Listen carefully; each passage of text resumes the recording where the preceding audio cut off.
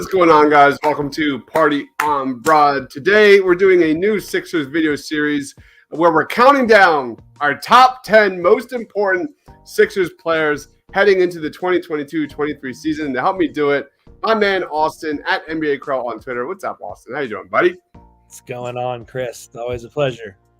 Always a pleasure, man. By the way, the Home Run Derby is on right now. So if you're watching us live and Schwarber gets up the bat, comment with us because I think we're probably both watching this in real time right now. So yeah, we're going to be dropping these. I expect these to be like relatively short, and we're going to go from 10 to 1. Today we're focusing on number 10. Lead us off, Austin. Who is the 10th most important Sixer to the success of next season? So for me, the 10 most important one, and I kind of went back and forth with some mental warfare on this one. Wow, that's not fair. What is start? I grappled with what's his name, T. Stiebel. Okay. And the guy who was brought up, George Niang. And ultimately, Niang is my 10th most important Sixer. The reason being that he doesn't really do much other than shoot the lights out from three. And boy, does he do that. He shot 41% from threes as a big last year. And I believe he had a 3-point rate of basically like about, I would conservatively say about 96%. Let me just double check that 3-point rate. The 3-point rate was 68.7%. So almost 70% of his shots were threes. He shot 40+% from three. He's really your only guy who is going to give you volume 3-point shooting in limited minutes and make 40-something% of them. He's a decent screener along in the pick and pop game with James Harden. So you saw that a lot last year with where they would run a double drag action, or they would run pick and pop. Not Schwarber. Niang was a frequent recipient of James Harden passes back to the top of the arc for an open three. Love it. What's your minutes expectation for George Niang? My take with Niang, and there's I don't have any negatives about George Niang. I agree defensively. For Heaven's AK says Niang can't guard a single soul. My take was less Niang is a good thing, right, Austin? I feel like in a limited role, he's just a much better player. Yeah, I would say he's an 18, 20 minute per game guy. Yeah. All you need him to do is just get in the game and launch from deep. That's really, and not all you need him to do is be a serviceable defender. I don't even mean a plus defender. I mean don't get back cut every time. Exactly. Just limit the damage on that end. Yeah. Vion says, I'm very high on DeAnthony Melton. Huge potential for our sixth man. I fully agree. He's pretty high on my list. We're not there yet. We're just talking about number 10. The balance of this roster is really intriguing. I'm really high on this Sixers roster. I like the way this team is coming together. I'm good with this offseason so far. Who knows? Maybe there's some strings to pull still. But right now, the depth for sure, which was a major weakness last year, is significantly improved this year.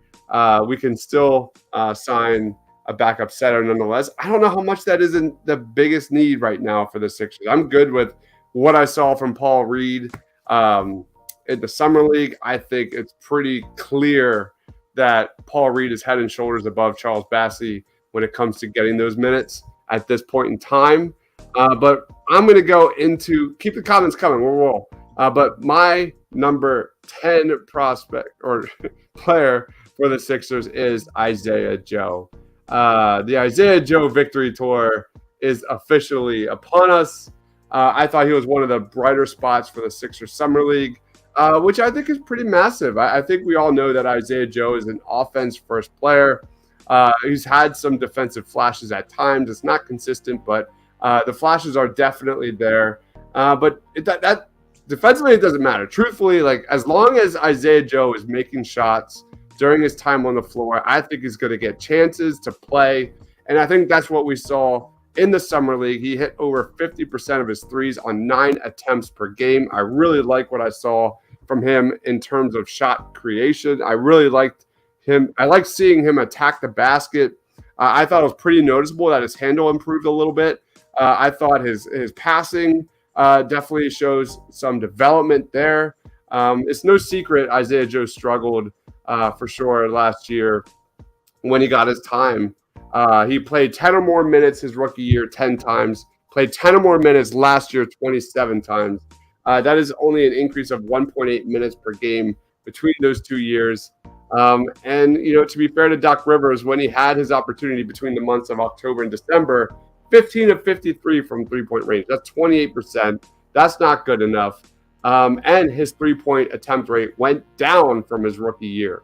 So this is a huge year for Isaiah Joe. The good news is he was really good from the corners, 38% from three. The really good, even better news is that I think he's a much better spot-up shooter than we have seen from Isaiah Joe so far. Despite his shooting struggles last year, I think he only hit 33% from three. The dude averaged 1.26 points per possession on spot-up opportunities last year. That's good for nearly 95th percentile, Austin, in the entire NBA. And that's by far the best mark on the Sixers last season. It's going to be interesting to see how he gets his minutes with D'Anthony Melton is going to get a lot of the backcourt minutes. Daniel House, who they brought in, who's a versatile defender, 3-and-D defender. But I think Isaiah Joe has the talent. I'm really excited to see what we get from Isaiah Joe. What about you, Austin? Any take on Isaiah Joe? So the reason he didn't make my list is because there's already a plethora of guard and wing depth on this team. So I don't really know when he's going to get into the rotation.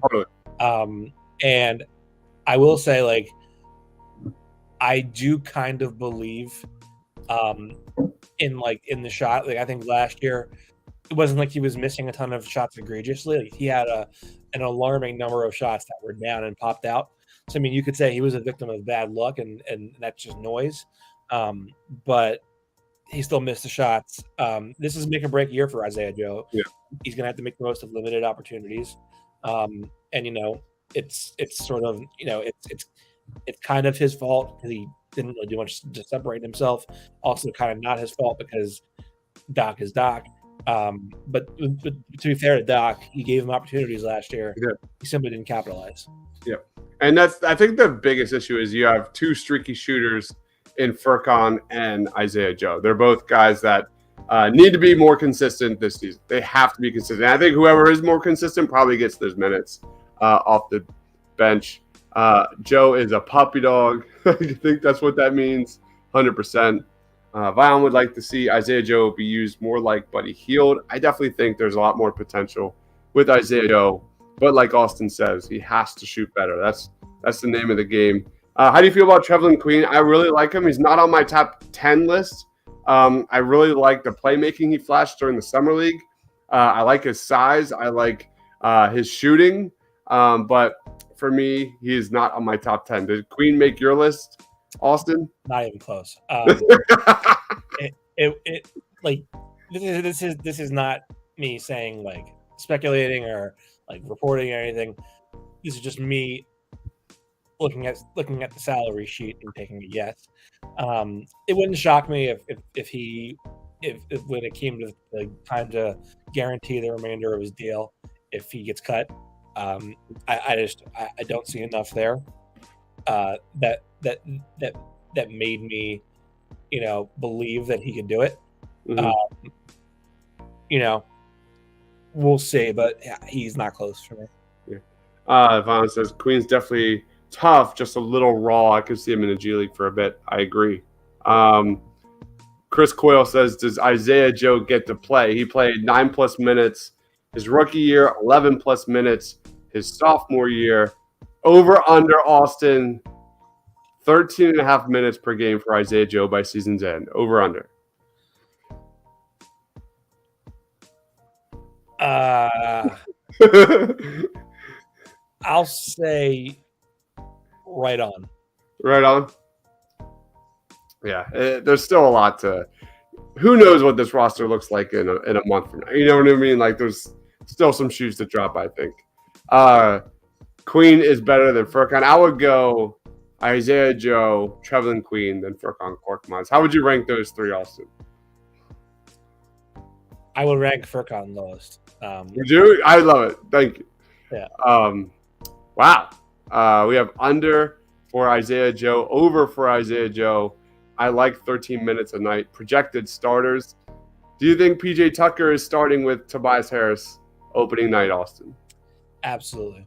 I think people are neglecting like the homogeneity of, you know, like the way that they play the game.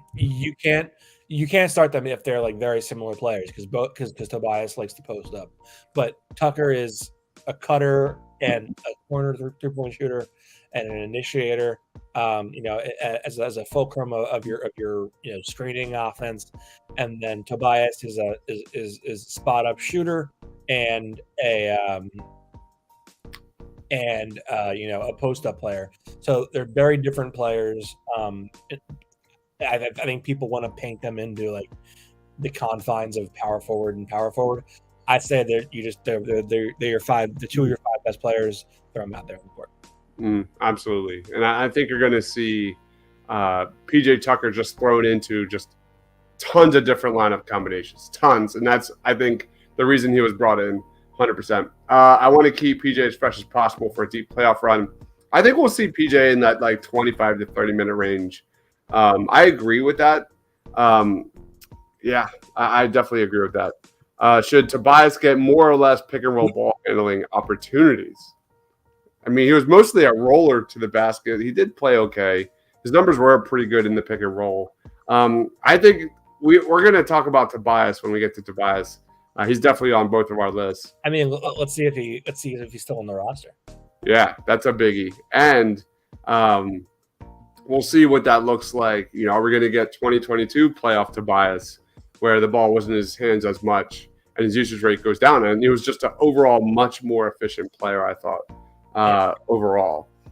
So I think less. All right, I think that wraps it up, guys. We'll be doing these like every week basically until the season starts. We'll start with number 9 in a few days. Anything you want to plug, Austin? Now, just I'm on the Sixers beat, so just be always be on the lookout for more written content and podcasting stuff from me.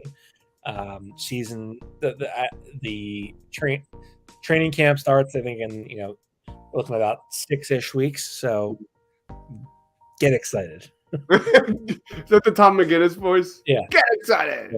Yeah. Should we get another backup point, or do you guys still have faith in Shake Milton? Any thoughts on that, Austin? I mean, I think I don't know. I want to see what I got. I want to see what Milton brings, and I think that'll dictate a lot. I think Shake is definitely best off the ball. I'm definitely a guy that I'm ready to kind of move on from Shake Milton. I don't know if I'm going to be in the minority there, but I think it's time to kind of find a replacement because the shot hasn't been good enough. He doesn't give me enough. He doesn't give me the playmaking I want. I think I'm ready for an upgrade. What about you, Austin?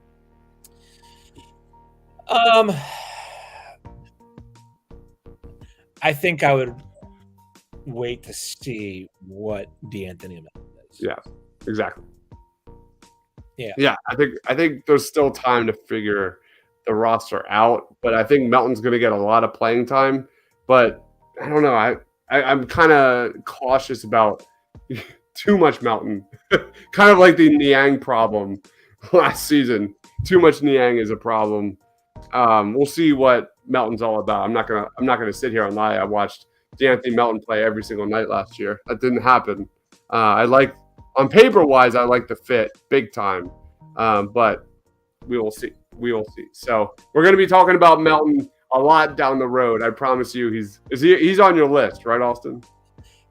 Yeah, he's definitely on my list. I don't know. I tend to have a soft spot for shooters. I mean, I'm not blind to Niang's weaknesses, but I mean, you'll take as many 40% 3-point shooters on analytically significant volume as you can get. Mm-hmm. All right. Yes, George the Chucker. Joe, yeah. I see. Thanks for the positive comment there. For heaven's 8K. All right. So we will be back in a little bit, breaking down our number 9 most important Sixer. Not sure about another party on Broad this week. I did have an Eagles guest, but that got pushed to the following week. And NFL draft wise, I've got 3 videos on quarterbacks, cornerbacks, and edge rushers rankings. That's already out.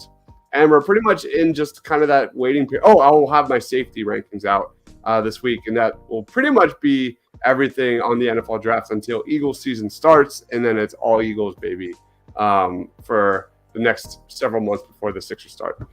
So, by the way, Schwarber is about to get his opportunity here. So we're wrapping it up at that exact perfect time. Just in time. Follow my man Austin over there at NBA Crow. I'm Daz with Crockpot. Please be sure to comment. Please be sure to subscribe. Please be sure to like this video. If you love the Philadelphia 76ers, a lot of reason for optimism, for sure, for the Eagles, for the Sixers, all that kind of fun stuff. He is Austin. I am Dibes. Stay awesome, everyone.